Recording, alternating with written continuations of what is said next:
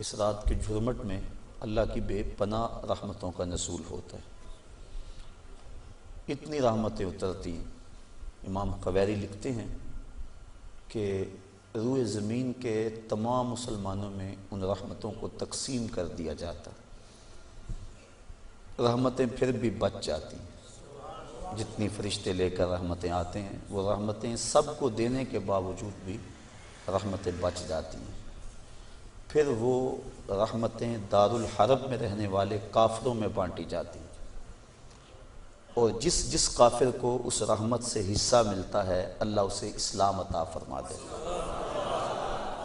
یہ جو آپ آئے دن سنتے رہتے ہیں کہ فلاں عیسائی مسلمان ہو گیا، فلاں ہندو مسلمان ہو گیا، تو امام قویری آپ لکھتے ہیں، آپ فرماتے ہیں یہ شب قدر کو آنے والی رحمتیں ہوتی ہیں، مسلمانوں کی جھولیاں بھر دی جاتی ہیں، اور پھر اس کے بعد جب رحمتیں بچ جاتی ہیں تو وہ دارالحرب کے اندر رہنے والے کفار کو بانٹ دی جاتی ہیں، اور انہیں اللہ پھر بعد میں ایمان عطا فرما دیتا۔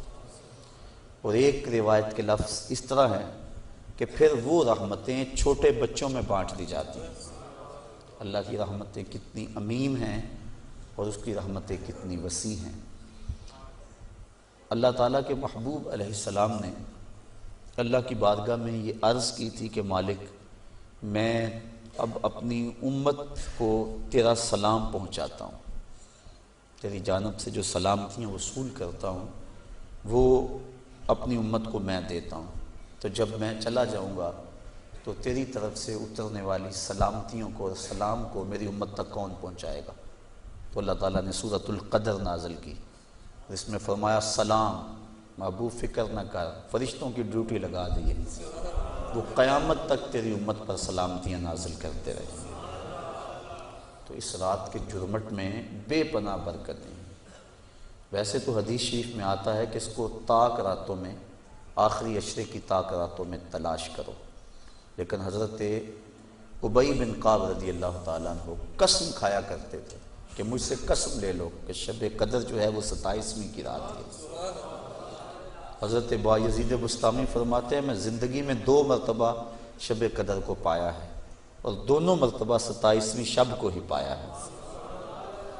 حضرت ابو الحسن ایک بزرگ ہیں، وہ کہتے ہیں جب سے میں نے ہوش سنبھلی ہے اس وقت سے لے کر اب تک ہر سال میں شب قدر کو پاتا ہوں، اور میرا تجربہ یہ ہے کہ اگر پہلا روزہ پیر کا ہو تو شب قدر 21 تاریخ کو ہوتی ہے، اور اگر پہلا روزہ جمعرات کا ہو تو شب قدر 25 تاریخ کو ہوتی ہے، اور اگر پہلا روزہ جمعے یا منگل کا ہو تو شب قدر 27 کو ہوتی ہے، اور اگر پہلا روزہ جو ہے وہ اتوار یا بدھ کا ہو تو شب قدر 29۔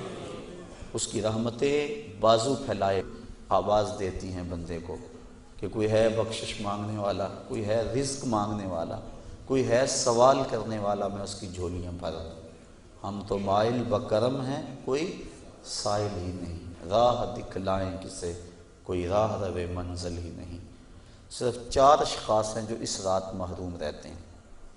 ایک عادی شرابی، شراب کا رسیہ، دوسرا والدین کا نافرمان، تیسرا قاطع الرحم، خون کے رشتوں کو توڑنے والا، اور چوتھا وہ شخص جو سخت دشمنی رکھنے والا ہے، اور سخت دشمنی اس کو کہتے ہیں جو 3 دن سے زائد ہو، کیونکہ مومن جب ایک دوسرے سے ناراض ہو جاتے ہیں تو 3 دن سے زیادہ ناراض نہیں رہتے، تو جو 3 دن سے زیادہ ناراض ہیں ان کو سخت دشمنی رکھنے والا کہا جاتا ہے۔ تو اس رات کی جرمٹ میں، اس رات کے حسین لمحوں کے اندر یہ 4 بندے اللہ کی رحمتوں سے محروم رہ جاتے ہیں۔ اگر توبہ کر لیں تو اللہ تعالیٰ جل شانہ اس رات کا حصہ ان کو بھی عطا فرما دیتا۔ اور ایک حدیث کے اندر آتا ہے کہ جو شخص شب قدر کو 2 رکعت نوافل اس طرح ادا کرے کہ سورہ فاتحہ کے بعد 7 مرتبہ سورہ اخلاص پڑھے، اس کے بعد سلام پھیر کے کہے استغفر اللہ و اتوب الیہ، اور یہ 70 مرتبہ پڑھے بعد میں، تو اپنی جگہ سے اٹھے گا نہیں کہ اللہ اسے بھی اور اس کے ماں باپ کو بھی بخش دے گا، یہ اللہ اسے انعام عطا فرماتا ہے۔ انشاءاللہ بعد میں ہم اس کا اہتمام کریں گے، اور بھی نوافل وظائف اور مختلف جو ہیں وہ شب قدر کی برکتیں اور فضیلتیں ہیں۔ سورہ تکاثر اور اس کے بعد سورہ اخلاص پڑھنے کا حکم ہے، اور وہ 4 رکعتیں ہیں، 70 مرتبہ پڑھی جائیں۔ دیگر مختلف جو ہیں وہ علماء نے اپنے اپنے تجربات اور ان کو جو روایات ملی ہیں وہ امت تک منتقل کی ہیں۔ تو یہ رات اپنے دامن میں اس اعتبار سے بہت ساری رحمتیں لیے ہوئے ہمارے ہاں جلوہ گر ہے۔ اللہ تعالیٰ اس رات کی برکتیں ہم سب کو نصیب فرمائے۔ اس کو توبہ و انابت کی رات بھی کہا جاتا ہے۔ جب انسان جاگتا ہے اس رات میں تو اللہ تعالیٰ جل شانہ ما قبل کے سارے گناہوں کو معاف فرما دیتا ہے۔ وہ فرمایا کہ من قاما لیلۃ الصیام، لیلۃ القدر اس سے مراد ہے، ایمانا و احتسابا غفر لہ ما تقدم من ذنبہ، جس نے لیلۃ القدر کو قیام کیا اللہ تعالیٰ اس کے پچھلے سارے گناہوں کو معاف فرما دیتا ہے۔ ایمانا و احتسابا، 2 شرطیں، ایک ایمان کی حالت میں ہو اور دوسرا اپنے نفس کا محاسبہ کر رہا، کیونکہ اپنے نفس کو محاسبے میں رکھنا چاہیے، اس کو بے لگام نہیں ہونے دینا چاہیے۔ جو پڑھ رہے ہیں کہہ رہے ہیں اس پر مانن استحضار موجود ہو، اور ہم اگر توبہ کریں، رجوع لائیں اس کے حضور، تو وہ صرف زبان سے نہ ہو بلکہ ہمارے دل کی اتھاہ گہرائیوں سے۔ فرمایا کہ التائب من الذنب کمن لا ذنب لہ والمستغفر من الذنب وہو مقیم علیہ کالمستہزی بربہ، جو گناہوں سے توبہ کرتا ہے وہ تو ایسا ہے جس طرح اس نے گناہ کیا ہوا ہے، اور جو توبہ کرتا ہے استغفار بار بار پڑھتا ہے، استغفر اللہ کہتا ہے، لیکن وہ گناہوں کو چھوڑنے کا ارادہ نہیں پاتا اپنے اندر، جمع ہوا ہے گناہوں پر۔ کہا کل مستہزی بربہ، وہ اپنے رب سے مذاق کرنے والا ہے کہ جس پر استغفار کر رہا ہے اس کو تو چھوڑ ہی نہیں رہا، اس کا تو ارادہ ہی نہیں کر رہا کہ میں نے اس کو چھوڑنا ہے، تو وہ تمسخر کرنے والا کہلاتا ہے۔ تو جو ہم دعا مانگتے ہیں، جو ہم کہتے ہیں، مانن اس کا استحضار ہونا چاہیے، اور جو ہم اللہ سے وعدہ کرتے ہیں اس وعدہ کو پورا کرنے کی کوشش کرنی چاہیے۔ اللہ تعالیٰ کریم ہے۔ حضرت عائشہ صدیقہ رضی اللہ تعالیٰ عنہ فرماتی، میں نے حضور سے عرض کی، ترمذی اور ابن ماجہ کی روایت ہے کہ جب میں شب قدر کو پا لوں تو میں اللہ سے کیا مانگوں؟ تو حضور نے جو دعا تعلیم دی وہ یہ تھی کہ اللہ کی بارگاہ میں پھر عرض کرنا کہ اللہم انکا عفو کریم تحب العفو فاعف عنی، اے اللہ تو معاف کرنے والا ہے، کرم فرمانے والا ہے اور معافی کو پسند کرتا ہے، مجھ سے درگزر فرما لے۔ تو یعنی اس خاص لمحے کے اندر اگر اللہ سے کچھ مانگنا ہے، جب شب قدر کو پا لیں، وہ لمحے آ جائیں، جب جبریل مصافحہ کر رہے ہیں، جب بدن کے رونگٹے کھڑے ہو جائیں، رقت طاری ہو جائے، وہ کیفیت بن جائے کہ دل کہے، وجدان ادراک کرے کہ یہی لیلۃ القدر ہے، یہی وہ لمحے ہیں، اور یہ جو میرے اوپر کیفیت ہے یہ مصافحہ جبریل ہے۔ جب یہ کیفیت مل جائے تو اس وقت اہم وقت کیا مانگے؟ تو کہا اہم وقت یہ مانگے اے اللہ مجھے معاف کر دے۔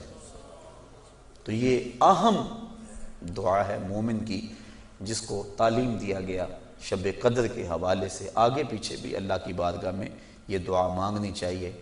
اگر انسان کے توبہ سے گناہ مٹ جاتے ہیں، استغفار پڑھنے سے، عفو و کرم کا مطالبہ کرنے سے، اور اگر گناہ نہ بھی ہوں تو اللہ تعالیٰ درجے بلند فرما دیتا ہے۔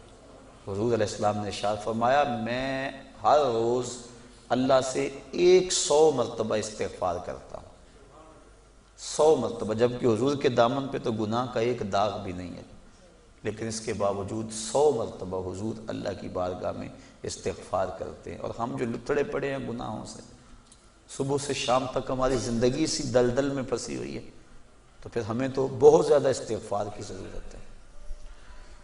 اللہ اکبر، عبرت اللہ نصیب فرما دے۔ وہ ایک بچہ تھا چھوٹا، جنگلوں میں رو رہا تھا، اور اس کی آنکھوں میں آنسو امٹ رہے تھے اور چیخ رہا تھا، رو رہا تھا۔ کوئی بزرگ تھا، وہ قریب سے گزرا، دیکھا بچے کو رو رہا ہے، کہا بیٹا کیا ہوا ہے؟ کہا اللہ سے بڑا ڈر لگتا ہے۔ چھوٹا سا بچہ 6-7 سال کی عمر ہے۔ اللہ اکبر، اللہ سے ڈر لگتا ہے۔ تو اس نے کہا بچہ تیرے تو نامہ اعمال میں ابھی گناہ ہی درج نہیں ہوا، جب تک انسان بالغ نہیں ہوتا تو نامہ اعمال نہیں کھولا جاتا، جب بلوغت ہوتی ہے تو فرشتے نامہ اعمال کھول کے بیٹھ جاتے ہیں۔ تو کہا تیرے تو نامہ اعمال میں گناہ ہی نہیں ہے، تو کیوں رو رہا ہے؟ کہا میں نے اپنی امی کو دیکھا تھا کہ وہ چولہے کے اندر لکڑیاں ڈال کر ان کو آگ لگاتی تھی، آگ نہیں لگتی تھی، دیا سلائی بجھ جاتی تھی۔ اس نے چھوٹی چھوٹی لکڑیاں لی اور ان کو توڑ کے نیچے رکھا، پہلے چھوٹیوں کو لگائی اور ان کو لگی، پھر بڑیوں کو لگ گئی۔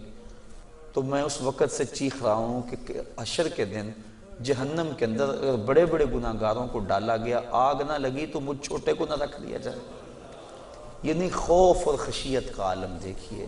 تو کہا میں تو اس وجہ سے ڈر رہا ہوں، تو جن کے ذمے گناہ بھی نہیں ہیں وہ ڈر رہے ہیں، رو رہے ہیں، جس کے دامن کو اللہ نے عصمت کے پھولوں سے مزین کیا ہوا ہے، وہ تو روز 100 مرتبہ استغفار کریں اور اللہ سے توبہ کریں۔ اور ہم جو سراپا گناہ ہیں، ہماری سوچ، ہماری فکر، ہمارے خیال، ہمارے کاروبار گناہوں میں لتڑے ہوئے ہیں سب کچھ۔ تو اس لیے ہمیں بہت زیادہ ضرورت ہے اس بات کی کہ ہم اللہ کے حضور رجوع کریں۔ یہ ایک رات 1000 مہینے سے بہتر ہمیں دے دی گئی۔ 1000 مہینے کی عبادت کریں، 83 سال اور 4 ماہ بنتے ہیں۔ اتنی دیر قیام میں کھڑے رہو، رکوع اور سجدے میں کھڑے رہو، اور ایک رات عبادت میں گزار لو۔ اور ایک روایت میں پڑھا جو اس رات میں اللہ اکبر جتنی دیر میں بکری کا دودھ دھویا جاتا ہے، کتنی دیر لگتی ہے بکری کا دودھ دھوتے ہوئے، اتنی دیر قیام کیا، کھڑا رہا عبادت میں، نماز میں، جتنی دیر میں بکری کا دودھ دھویا جاتا ہے، اللہ تعالیٰ اس کی مغفرت اور بخشش فرما دیتا ہے اور اس کو پوری لیلۃ القدر کی فضیلت عطا کر دیتا ہے، جس نے اتنا قیام کیا جتنا بکری کا دودھ دھوتے ہوئے وقت لگتا ہے۔ تو اللہ نے یہ مجھے اور آپ کو توفیق عطا فرمائی اور امت کو یہ مزاج عطا کر دیا کہ وہ جتنے مرضی گناہ گار ہوں، شب قدر کو تو جاگنے کا معمول بن گیا ہے، اور کئیوں کو الحمدللہ توبہ بھی نصیب ہوتی ہے، پکی توبہ، اور یہ بہت بڑی دولت ہے۔ زندگی مختصر سی ہے، میں چونکہ تقریر اور گفتگو لمبی نہیں کرنی ہے، اختصار سے عرض کر رہا ہوں کہ مختصر سی زندگی ہے، پتہ نہیں کب سانسوں کی مالا ٹوٹ جائے اور ہم موت کی آغوش میں چلے جائیں، پھر کوئی حجت باقی نہ رہے۔ مجھے اور آپ کو اپنی اصلاح کے لیے کوشش کرنی چاہیے۔